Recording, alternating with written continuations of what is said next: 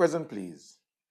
The constitutional crisis facing St. Vincent and the Grenadines today, brought on by the NDP government's decision to amend our nation constitution, the highest law of the land, in an effort to protect the foreign Canadian passport of our Prime Minister, Godwin Friday, and Foreign Minister, Fitzgerald Bramble, is much more than just partisan politics.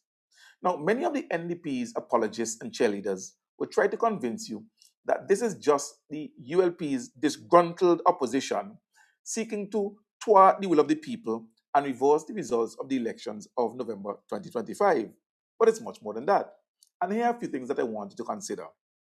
Firstly, consider that our Prime Minister, as a citizen of Canada, is under the laws and the jurisdiction of a foreign government. What does that mean? Well, for example, it means that if at any point in time the Canadian government deems that our Prime Minister has broken their law, they would be within their right to come to St. Vincent and the Grenadines and request the extradition of our Prime Minister.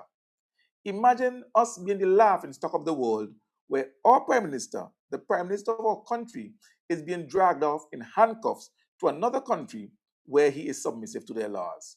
And by the way, think about it. Please try and do your research and name for me any other country in the world where their Prime Minister holds not just the passport of their country, but also of a foreign country. And when you do, maybe I can reconsider my position. The second thing I want you to think of is that of national pride. Why can't our Prime Minister, the leader of our country, the leader of our government, be satisfied and proud enough to be a holder of a St. Vincent and the Grenadines passport?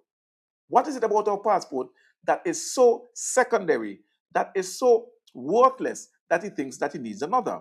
And based on his own words, that passport, the Canadian passport, he holds proudly in his front pocket, and the Vincentian passport in his back pocket.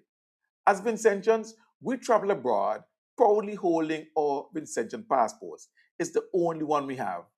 Why should our leader of government, the head of our country, be any different? Why should he need a secondary or another passport? He clearly isn't proud enough to be a Vincentian holding that single passport high above all others. These are two things I want you to think about.